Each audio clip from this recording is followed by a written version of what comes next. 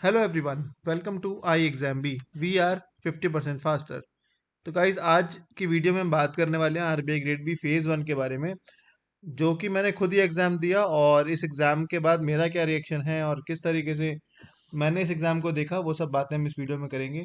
Exam किस level का रहा और आपके कितने अटैम्प्ट्स हुए, ये आप जरूर मुझे कमेंट सेक्शन में बताइएगा सेक्शन वाइज, ताकि एक ओवरऑल कट ऑफ पर पहुंच सके। और कट ऑफ की हालांकि एक वीडियो सुशील सर ने ऑलरेडी निकाल दी है, और जहाँ तक है कट ऑफ उसी रेंज में रहने का पूरी पूरी संभावना है। और एक और आप देखेंगे, आप थोड़ा अटेम्प्ट अपने शेयर कीजिएगा कमेंट सेक्शन में। ठीक है, तो बात करेंगे एनालिसिस की। इसकी एक तरीके से एनालिसिस से ओवरव्यू लेंगे, हम ज़्यादा डीप नहीं जाएंगे। किस टाइप के कितने क्वेश्चन आए थे, ये सब आप बहुत जगह देख चुके हैं, है ना। बात करेंगे एक्चुअलिटी की कि एक्चुअल है क्या। थोड़ा कड़वा सच बोलूंगा पर बुरा लगेगा, पर देखो सच है। ठीक है, चलो स्टार्ट करते हैं। सो गाइज, अगर आप इस चैनल पर नए हैं तो चैनल को सब्सक्राइब कर लीजिएगा और बेल आइकन को प्रेस कर लेना, ताकि जो भी लेटेस्ट वीडियोस आए वो आपसे मिस ना हो पाए। ठीक है, सबसे पहले बात करेंगे जो कि मेन सेक्शन था इस एग्जाम का, वो था जीए। जीए हमारा कैसा रहा? जीए जो हमारा रहा वो रहा लेंदी। कैसा रहा? लेंदी। ठीक है, अब लेंदी था तो ऑब्वियसली क्या बन गया वो बन गया हमारे लिए डिफिकल्ट। वो बन गया हमारे लिए डिफिकल्ट। अब लेंदी था हमारे लिए डिफिकल्ट बन गया, ठीक है। कुछ स्टूडेंट्स ने बोला कि 40 तक ही रीड कर पाए, इतना लेंदी था। कुछ ने बोला 50 तक, इवन मैं खुद भी 45 48 तक ही क्वेश्चंस को रीड कर पा, मतलब अगर मैं इस तरीके से ही करता तो मैं भी 45 से 48 क्वेश्चंस तक रीड कर पाता। बट मैंने कितने रीड किए? मैंने पूरे 80 रीड किए। ऐसा क्यों हुआ, समझेंगे इस बात को। पहली बात, देखो दोनों तरीके से बताऊंगा। पहले तो आप ये समझो, जिनके 40 45 तक जो रीड कर पाए उनके लिए समझो पहले। देखो, अगर हम इसकी ओवरऑल कट ऑफ की बात करें, प्रीवियस ईयर की, प्रीवियस ईयर पेपर अच्छा खासा था, है ना।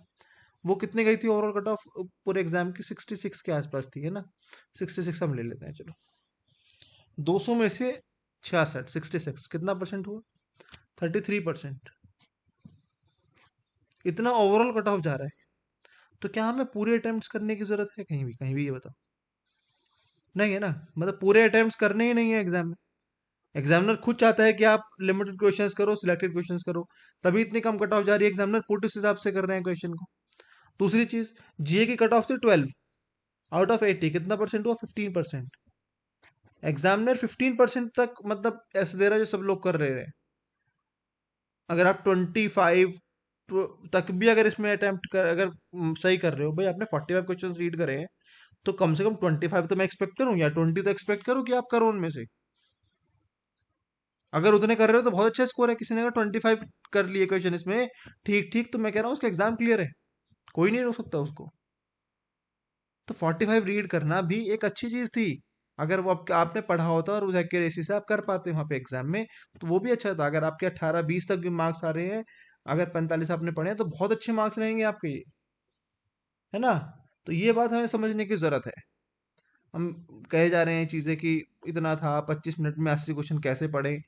कहाँ पढ़ने थे? किसने कहा पढ़ने थे? अब जिन्होंने पढ़े हैं, देखो इंक्लूडिंग में, कैसे पढ़े? हमारी सबसे बड़ी गलती क्या है?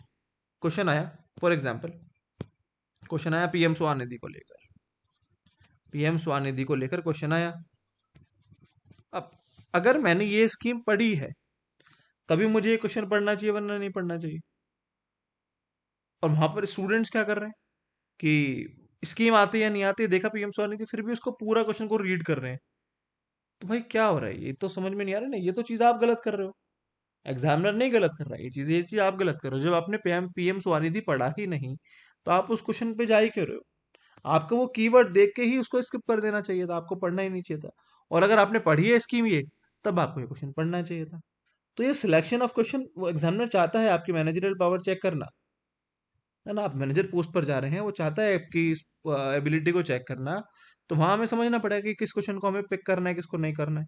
तो सारे क्वेश्चन नहीं पढ़ने थे जो हमें आते हैं, जिनके कीवर्ड्स हमें थोड़े लग रहे हैं रिलेटिव, कि हमने पढ़ा है उनसे, उन्हीं को हमें अटेम्प्ट करना चाहिए था, उन्हीं को हमें रीड करना चाहिए था, बाकी को हमें रीड भी नहीं करना चाहिए था, स्किप कर देना चाहिए था अगर देखते ही। उस चीज में कितना टाइम लगता? 5 सेकंड, 10 सेकंड। तो उससे तो नहीं इतना टाइम जाने वाला था ना, तो वो चीज़ थोड़ी सी समझनी थी हमें। ये गलती की है कहीं ना, और ये मोस्ट ऑफ एग्जाम्स में हम गलती करते हैं। हमें पता है वो क्वेश्चन हमें नहीं आता है, तब भी हम उसको रीड करते हैं पूरा। क्या पता कुछ मिल जाए, पता नहीं क्या उम्मीद रहती है। और जब आपने 2-3 क्वेश्चन में 4 क्वेश्चन में देख लिया कि लेंदी लेंदी जा रहा है, तो फिर तो ये इसमें चीज में आपको और अलर्ट हो जाना चाहिए था। ठीक है, अगर आपने मतलब पढ़ी नहीं थी वो चीज, तो क्या मतलब था उनमें जाने का। तो ये थोड़ा सा रहा जीए में, जो मेरे को मुझे लगा कि भाई देखो लेंदी था, ऑब्वियसली लेंदी था, बट हम अपने समझ से अगर उसको करते तो कहीं ना कहीं हम इस एग्जाम में डिसेंट स्कोर ला सकते थे जीए में। मैं आई एग्जाम भी डॉक्यूमेंट की ही बात करूं, मैंने कितने बच्चों के कमेंट्स मेरे पास आ गए, कितने बच्चों के मेरे पास रिव्यूज आ गए कि सर आपका जो बीपीडिया है वहां से हमें काफी क्वेश्चन मिले, क्योंकि उन बच्चों ने समझदारी से करा। ऐसा नहीं है कि मतलब पढ़ते चले गए या फिर भूलते चले गए, जो कीवर्ड्स थे उनको पकड़ के, उन्हीं क्वेश्चंस को पकड़ के किया। आप में से भी कुछ लोग एग्री करेंगे कि बीपीडीएम में से आपको काफी क्वेश्चन मिले एग्जाम में, लेकिन क्या था कि थोड़ा सा एक्स्ट्रा हमें केयर की जरूरत थी, है ना। काफी बच्चों ने बोल रहे हैं कि मतलब हम 45 देख पाए, बाकी क्वेश्चन देख ही नहीं पाए। तो यार वो कहीं ना कहीं आपकी मिस्टेक उसमें रही है, हर एक क्वेश्चन को रीड करना नहीं बनता था। जो क्वेश्चन आपको आते थे आपको वही रीड करने चाहिए थे, और हर किसी में ये आपको क्लियर हो जाता है स्टार्टिंग में कि क्वेश्चन का पॉइंट पॉइंट क्या है, किस टॉपिक का क्वेश्चन है, क्या किस पर्टिकुलर स्कीम का, या कोई भी चीज पूछ रहा है, अगर वो आपको पता थी तभी आपको जानना चाहिए था। टॉप 5 रैंक पूछे थे, किसमें पूछे थे, जेंडर पैरिटी में। जेंडर पैरिटी पढ़ी है अगर तो ही पढ़ो ना, सो क्यों पढ़ रहे हो बिना बाद में, क्यों उसमें टाइम दे रहे हो, क्यों सोच रहे हो, गलती कर रहे हैं, है ना। थोड़ा सा ये चीज समझना है ना। तो पेपर को मैं मतलब पेपर का दोष नहीं है, देखो एग्जाम टफ है, ये कंपटीशन है, इसमें कोई कट ऑफ सेट नहीं है कि आपको 33% मार्क्स लाने ही लाने। कट ऑफ बेस्ड एग्जाम है, कोई फिक्स एग्जाम नहीं है। तो कट ऑफ बेस में जितना हाई कंपटीशन होगा उतनी लो कट ऑफ जाएगी। वही सेम इस एग्जाम में होना है। तो उसमें एग्जाम के टफ होने से, एग्जाम के इजी होने से कोई खास फर्क नहीं पड़ने वाला है। एग्जाम टफ है तो सभी के लिए टफ है, लेंदी है जीए के क्वेश्चन तो सभी के लिए लेंदी है। तो ये चीज हमें थोड़ी सी समझनी है ना। उस हिसाब से कट ऑफ कम जाएगा, है ना। अगर हमने डिसेंट स्कोर है हमारा, तो हम मतलब सीरियसली तैयारी की है हमने, तो हमारा एग्जाम निकल जाएगा आराम से। और देखना आप में से बहुत सारे स्टूडेंट्स का ये एग्जाम निकलेगा। और अगर आप अभी से फेस टू की प्रिपरेशन नहीं स्टार्ट कर रहे हो, तो ये कहीं ना कहीं आपके लिए बिगेस्ट मिस्टेक रहने वाली है। ठीक है, तो थोड़ा सा इस चीज को समझना। ठीक है, तो जीए में मैं लूँ तो मेरे हिसाब से 15 to 20 अच्छे स्कोर में आएगा, गुड स्कोर में आएगा। ठीक है, ये गुड स्कोर में मैं इसको रखूंगा। ठीक है, नेक्स्ट सेक्शन पे चलते हैं। हमारा सेक्शन है रीजनिंग। रीजनिंग अगेन, रीजनिंग भी लेंदी रहा, बट देखें अगर हम तो कुछ क्वेश्चंस अगर हम इसमें वही अगेन चूज करके अगर हम करते, थोड़े से चूज करते, सिलेक्शन करते क्वेश्चंस का, तो कहीं ना कहीं इस सेक्शन में भी हम अच्छा स्कोर ले जाते, है ना। मैं ज़्यादातर स्टूडेंट्स से देखें 25 से 30 तक भी अटेम्प्ट हैं। ठीक है, टेलीग्राम पर मैंने पोल कंडक्ट कराया, उसमें 22 से 25 तक काफ़ी स्टूडेंट्स के अटेम्प्ट है। आप भी अपने अटेम्प्ट बताना मुझे। ठीक है, कुछ लोग बोलेंगे अभी भी कि भाई नहीं है, खुद एग्जाम जाके देखो, खुद ही देखे आए हो, तभी बता रहा हूँ। इतना है, मैं ये नहीं कह रहा हूँ कि एक्यूरेसी सही होगी, पर 50 या 15 तक अगर हम मार्क्स लगाएं।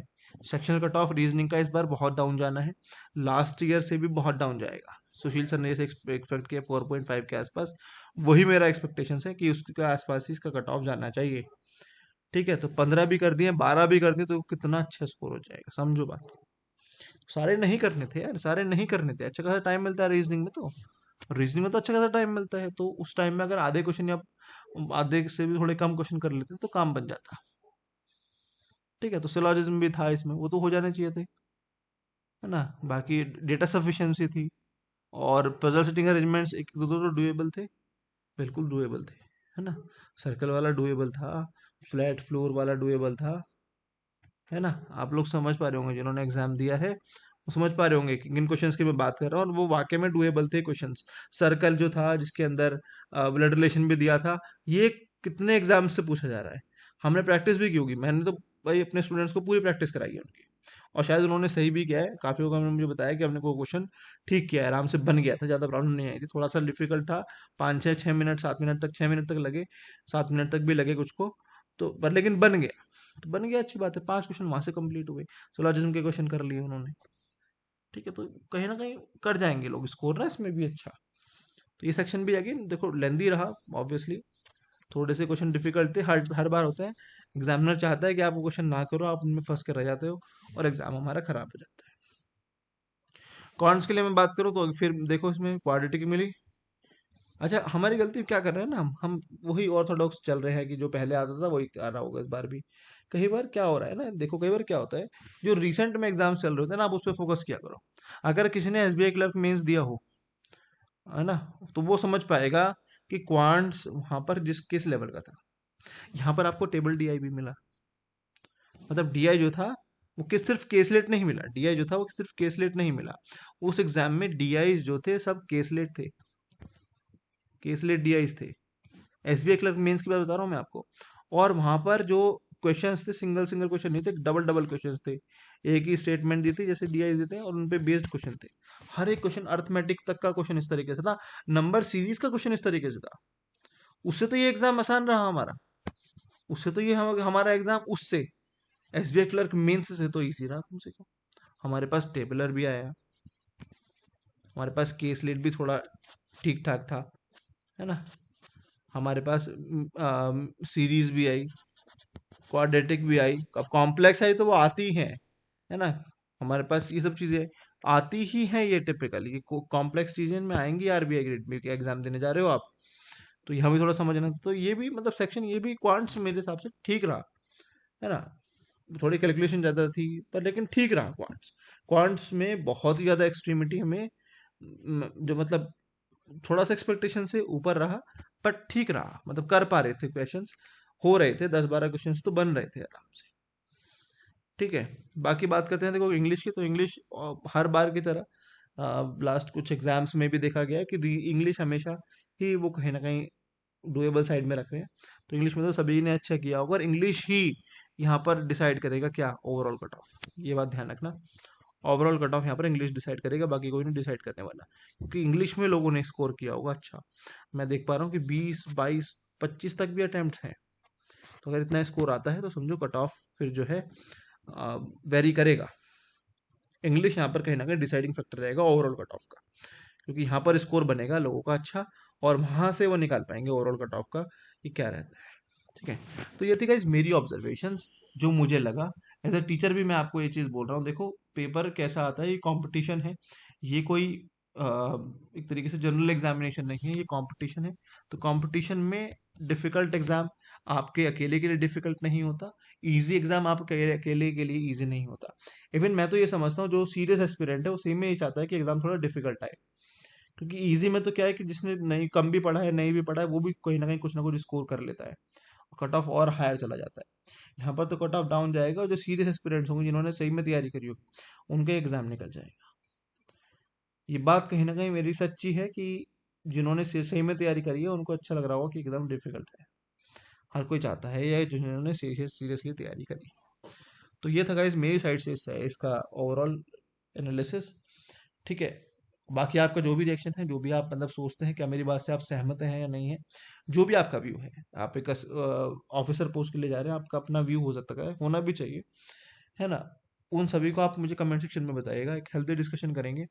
और बस इस वीडियो के बाद जहाँ तक मेरे हिसाब से आपका डिस्कशन ओवर होके अब आपको मेंस की तैयारी में लग जाना चाहिए, फेज 2 की तैयारी में लग जाना चाहिए, क्योंकि सिलेबस काफ़ी सारा है, टाइम बहुत कम है ना। पेपर क्लियर हो जाएगा, है ना। सुशील सर ने बताया जैसे कि 55-60 के आसपास आपका कट ऑफ जाएगा, तो अगर आपकी रेंज में अटेम्प्ट है ना, जनरल कैटेगरी की बात कर रहे हैं, तो आप बिल्कुल अपनी तैयारी में लग जाइए आज ही से, अभी से।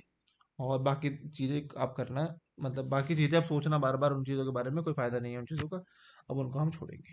ठीक है गाइस, चलो फिर मिलते हैं किसी नेक्स्ट वीडियो में। Till then bye, take care and all the best everyone.